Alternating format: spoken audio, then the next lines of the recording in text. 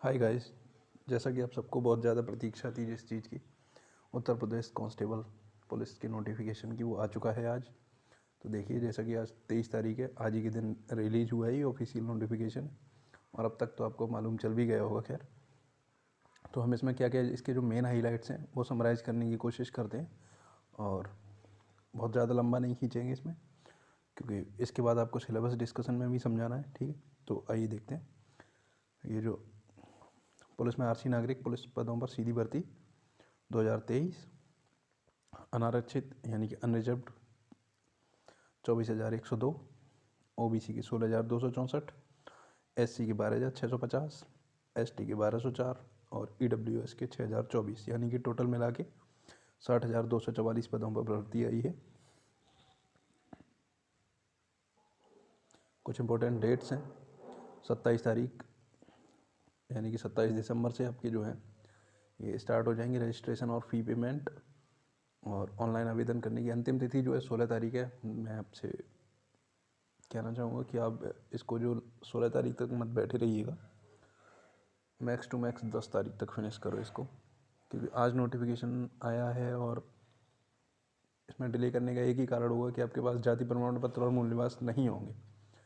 होंगे तो पुराने होंगे, तो नए भी अगर आप बनवाते हैं, यानी कि नए बनवा ही लीजिए, तो मैक्स टू मैक्स 10 से 12 दिन में वो आ जाएंगे आपके बन के।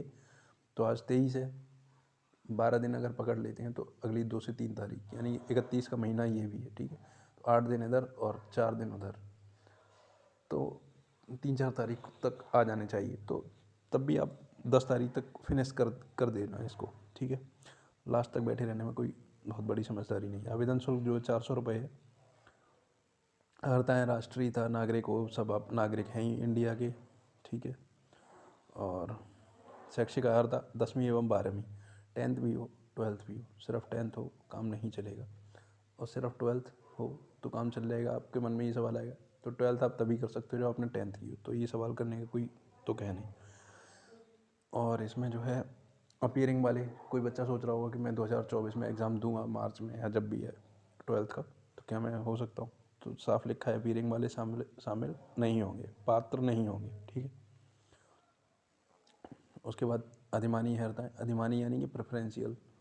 ठीक है, प्रेफरेंस जब आपको दिया जाता है जब दो लोगों के बीच में टाई हो जाता है, यानी कि जब जिनका भी स्कोर जो है टाई हो जाएगा, यानी कि सेम स्कोर आया किसी का, सपोज मोहन और सोहन का। ठीक है, अब मोहन और सोहन का सेम स्कोर आता है तो फिर उनमें ये देखा जाएगा कि किसके पास डो एक लेवल है, किसी ने प्रादेशिक सेना में 2 वर्ष तक अवधि की सेवा की हो, या फिर एनसीसी के जो है बी सर्टिफिकेट हो किसी के पास। ठीक है, और एज लिमिट पे सबसे ज़्यादा ध्यान दीजिए। न्यूनतम 18 होती है। ठीक है, max to max unreserved category के लिए यहाँ पे रखी गई है 22। ठीक है, और महिलाओं के लिए है मिनिमम 18, मैक्सिमम 25। और जो छूट मिलेगी वो आपको दिखा देता हूँ। केवल उत्तर प्रदेश के मूल निवासी के लिए छूट है। ठीक है, वो ज़रा आप देख लीजिए। ये जो आपको रिलैक्सेशन मिलेगा, एज में जो छूट मिलेगी वो आप देख सकते हैं। एससी, अनुसूचित जाति, शेड्यूल्ड कास्ट 5 साल। ठीक है, अनुसूचित जनजाति ट्राइब्स यानी कि शेड्यूल्ड ट्राइब्स जो है उन्हें भी 5 साल, ओबीसी को भी 5 साल। ठीक है, ईडब्ल्यूएस को नहीं है एज में छूट। और चलिए अब देखते हैं आगे। हाँ, तो जो मूल निवासी होंगे उन्हें ही छूट मिलेगी। और अभी जैसा कि आप जान चुके हैं, वैवाहिक स्थिति भी आप जान लीजिए। एक से अधिक पति या पत्नियां जिसकी भी होंगी उन्हें नहीं, यानी कि यहाँ पे बाईगैमी या पॉलीगैमी, या तो आप अविवाहित हो या हो तो आपका एक शादी की हो आपने। ठीक है, शारीरिक स्वास्थ्यता, उसके बाद आप देख सकते हैं लिखित परीक्षा। लिखित परीक्षा जानना बहुत ज़्यादा अनिवार्य है। 150 क्वेश्चन होंगे। Negative marking, yes negative marking होगी। अब यहीं समझ लीजिए, इसी मैंने आपको बहुत क्रिस्प वे में समझाने की कोशिश की है। और क्योंकि इसके बाद फिर अभी आप ढूंढते फिरोगे कहीं यूट्यूब पे, फिर अलग से वीडियो बनेगी क्या यूट्यूब इसमें यूपी कांस्टेबल में नेगेटिव मार्किंग होगी, तो बच्चे उस पर देखेंगे वीडियोस, इन्हीं में दिन गंवाते रहेंगे। ठीक है, और सिलेबस इतना टाइम में कोई बहुत ही कम कोचिंग वाले होंगे जो कंप्लीट करा लें। अभी आप देखना कि क्या स्थिति रहती है। ठीक है, बाकी आप जहाँ से पढ़ चुके हैं कोई बहुत ज़्यादा टफ एग्ज़ाम नहीं होगा।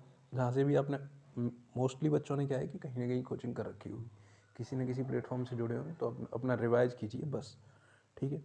और जिन्होंने अब तक कुछ भी नहीं पढ़ा है वो भी बिल्कुल बेसिक से शुरुआत कर सकते हैं, कोई ऐसी बहुत हार्ड एग्ज़ाम इसका नहीं होता। मैंने अब तक जितने भी बार कांस्टेबल एग्ज़ाम हुआ है 2013 से लेके, मैंने हर एक एग्ज़ाम क्वालिफाई किया है और मैं इसके लिए आपको तैयारी करा दूँगा, ठीक है।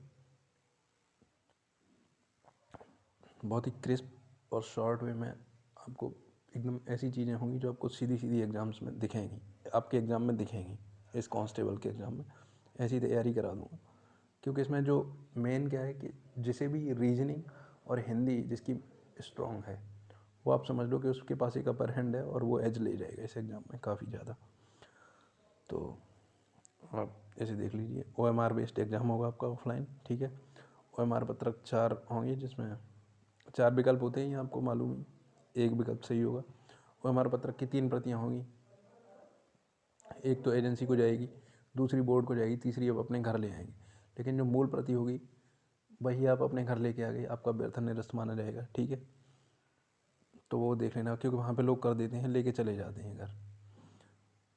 और उसके बाद क्या है, डॉक्यूमेंट वेरिफिकेशन। हाँ, जब आप रिटन टेस्ट क्वालिफाई कर लेंगे उसके बाद आपका DV एंड PST होगा, यानी कि document verification and physical standard test, जिसमें क्या है आपके डॉक्यूमेंट चेक होंगे और आपको जो है नाप तोल की जाएगी। आप ऐसे कि आपकी हाइट है जो कंप्लीट है कि नहीं, सीना आपका पूरा फूल रहा है 5 सेंटीमीटर की नहीं, जो सीना फूलना चाहिए जनरल अभ्यर्थियों के लिए, यानी कि जो ट्राइबल्स हैं उनके लिए तो फूलना चाहिए 77 सेंटीमीटर, वो सॉरी 77 सेंटीमीटर होना चाहिए बिना फुलाए, और 82 सेंटीमीटर हो जाए फुलाए, यानी 5 सेंटीमीटर फूलना चाहिए।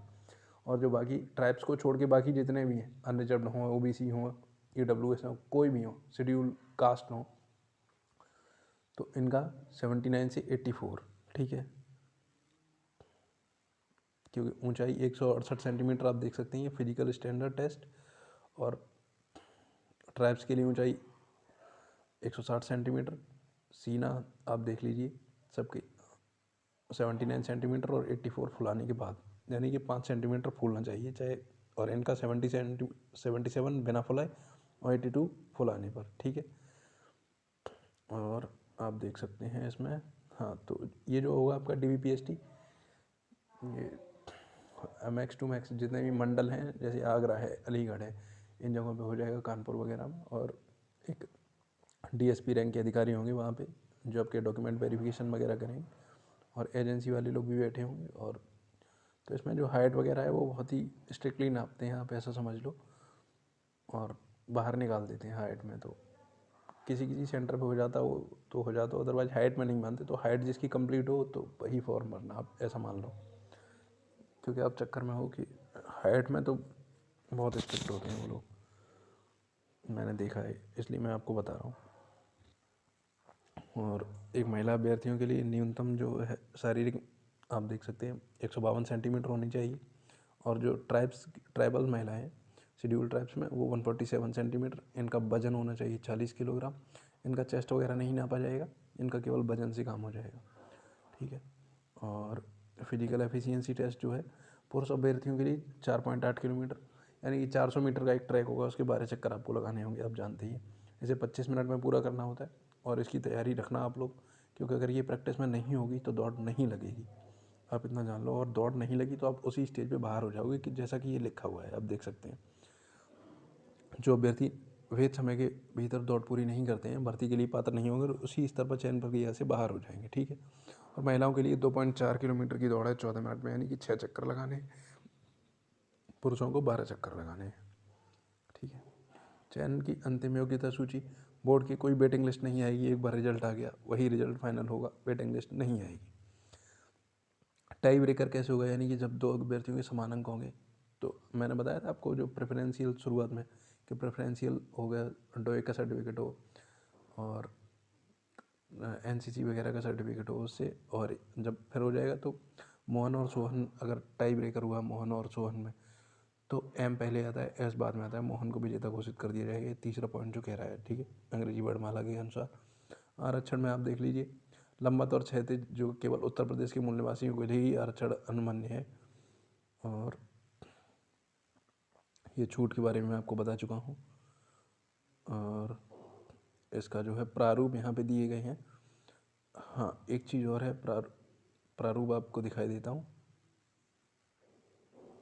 हाँ, फ़ोटोग्राफ और ये देख लो, डिजी लॉकर के माध्यम से भी आप अपलोड कर सकते हैं। जो डिजी लॉकर पे उपलब्ध हों उन्हें डिजी लॉकर के माध्यम से ही अपलोड कर दें, और जो ना हो उनकी स्कैन कर लो, तब भी कोई दिक्कत नहीं है। ठीक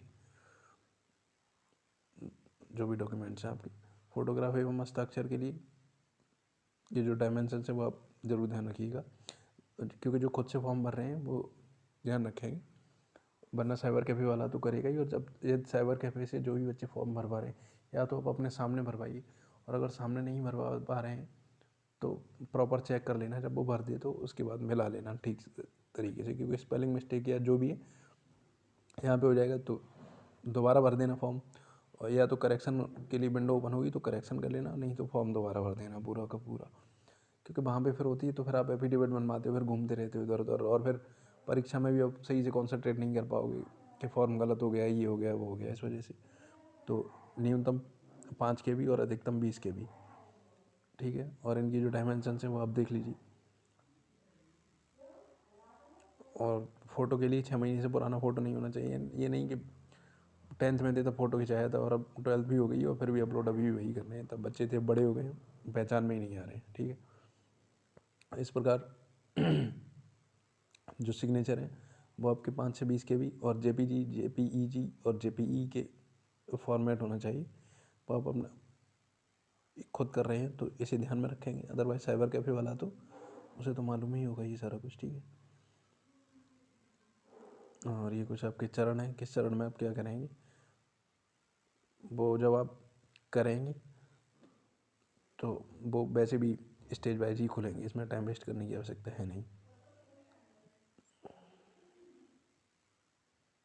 झूठे सर्टिफिकेट नहीं लगाने हैं भाई, कोई भी किसी भी प्रकार का झूठा सर्टिफिकेट अगर आपने दिया निरस्त कर दिया जाएगा। ठीक है, सर्टिफिकेट झूठे में क्या है, मोस्टली जो सर्टिफिकेट हैं वो झूठे चलते हैं, ये वाले मैक्स टू मैक्स ही EWS वाला। तो भाई जो हो EWS में उन्हीं के लिए ही छोड़ देना, क्योंकि वही लोग डिजर्व करते हैं।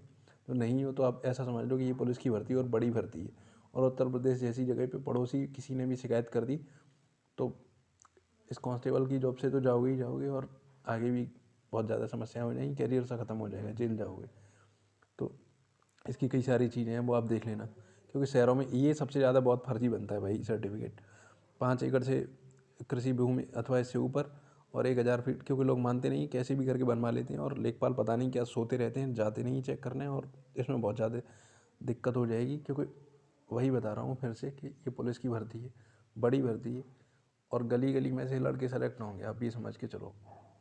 ठीक, और पड़ोसी बहुत ज़्यादा चलते हैं एक दूसरे से, कोई शिकायत कर देगा आपके पड़ोस का उठ के, अगर आपने ये वाला सर्टिफिकेट फर्जी बनवाया तो फिर समस्या ही समस्या होगी। तो आप देख लो कि 1000 वर्ग फीट से अथवा इससे अधिक क्षेत्रफल का फ्लैट, मानते हैं फ्लैट नहीं होंगे उत्तर प्रदेश में, कोई बात नहीं, मतलब होंगे तो उधर गाजियाबाद वगैरह में कितने लोग, और उधर के लोग कांस्टेबल वगैरह की जॉब में आते नहीं है। ये हम लोग इधर जो ग्रामीण साइड के लोग होते हैं इनके लिए हम लोग इसे बहुत सम्मानीय नज़र से देखते भी हैं, और इसके लिए तैयारी करते हैं बहुत अच्छे तरीके से अपना। और अधिसूचित नगर पालिका के अंतर्गत 100 वर्ग गज अथवा इससे अधिक का आवासीय भूखंड, यानी कि प्लॉट वगैरह सबके होते हैं, घर वगैरह बने होते हैं, फिर भी लोग इसको बनवाते हैं सर्टिफिकेट। तो आप देख लेना, अगर आपकी जांच हो गई तो जाओगे फिर। अधिसूचित नगर पालिका से इतर 200 वर्ग गज का अथवा इससे अधिक का आवासीय भूखंड, ये कुछ नहीं होना चाहिए भाई, आप अपना देख के बनवाना। ठीक, बस इसी पे कहना था, और बाकी का सिलेबस तो जो है वो अगले वीडियो में ठीक तरीके से मैं आपके साथ डिस्कस कर दूंगा, लेकिन फिर भी अब यहाँ तक है तो आप जान लीजिएगा। 150 क्वेश्चन होंगे आपके, जिसमें 4 सेक्शंस होंगे। पहला होगा जनरल नॉलेज का, ठीक है, इसमें आपको करंट वगैरह सारा कुछ पूछा जाएगा। ठीक है, दूसरा सेक्शन होगा आपका जनरल हिंदी का। तीसरा सेक्शन होगा आपका न्यूमेरिकल एंड मेंटल एबिलिटी का। चौथा सेक्शन होगा आपका mental aptitude, IQ and reasoning ability का। ठीक है, और यही है, जिसमें जैसे भी हिंदी और रीजनिंग बहुत ठीक तरीके से आती है, वो बहुत ज़्यादा एज नहीं रहेगा इसमें। और मैं इसकी पूरी क्रिस्प और एकदम ऐसी सटीक तैयारी कराऊंगा कि आप भी कहेंगे कि इतने कम टाइम में बहुत बढ़िया तैयारी हुई है। और चलते हैं, देखते हैं, डिस्कस सिलेबस करेंगे आपसे, और फिर आपको तैयारी कराते हैं इसकी। Best of luck, bye.